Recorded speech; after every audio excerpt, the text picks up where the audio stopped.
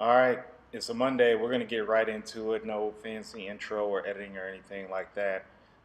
It is pull day in good old Omaha, Nebraska. Uh, Hidden gem in the Midwest, I suppose. Starting off with some Star Trek lat pull downs. I like this machine a lot. If you notice, it spreads at the bottom of the movement. So it pulls apart at the bottom of the movement and gives you a bit of an extra contraction there. Now, what I'm trying to do is, if you notice my form, I try to track my elbows straight down. That first set wasn't a good representation, but as you can see, I'm pulling my elbows down to just where they're right at about 90 degrees, maybe a little bit below. Reason for that being, I don't feel that I get any extra by pulling it all the way down, like simulating a bar to my chest type of movement. So I just pull basically until my elbows are about 90 degrees, squeeze the back hard, slight pause, and then let the weight back up. This is a great machine if you have access to it. It really is. I passed by it not thinking about it for a few times a few weeks ago, and I'm just like, let me give it a whirl. And I've been in love with it ever since. So please try it out if you got it. Next up, good old standby, which is the main one of the main exercises in my back rotations. It is the chest supported row. So the thing about the chest supported row, not all of them are the same. So this is the Flex Fitness chest supported row. As you can see, 3 plates and a quarter. It's relatively heavy for any CSR. I will go on record and say I do not like the Flex chest supported row for the simple fact I just don't like the setup of it. It doesn't feel comfortable to me at all. I just don't like it. Yes, so I did it with this one just because that's what the program called for, and this is one of the exercises that will be in my 3 rotations of back movements. So I got bent rows, I have I have another exercise before this. I have to look at my logbook, and then I have chest supported rows.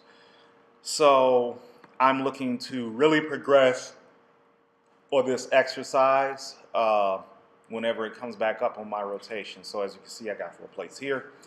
And what I'm trying to do is that was about 6 to 8 reps that I managed. I think it was more around about 8. And I'm just really looking to get brutally strong on this movement. Reason being, it does have the propensity to build big lats, a thick back. I can vary my grip. 2 sets I did for an overhand grip targeting the upper back rhomboids, lower traps, and then I switched it to more of a neutral grip targeting the lats even more. But again, I don't like this CSR. It just doesn't sit right to me. But if you have a Precor one or one made by Arsenal Strength rather, use that one or any one with the exception of this one, because that one, oh God, it basically sucks balls. As you can see, my training partner for the day had to kind of help me, but to no avail because I dropped the weight early. Next up, hammer strength pull downs. I like these a lot. Good switch up to do with these is to do them one arm at a time. So the weight here, we use 2 plates and 2 plates and a quarter, and we just did both arms at a time. But you can keep the movement a little bit more strict. As you can see, that's my training partner for the day. You can keep the movement a little bit more strict if you do one arm at a time, and you can actually use a little bit more weight.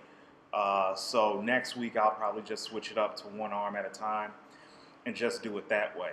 Another thing you want to emphasize with this particular machine is the stretch component.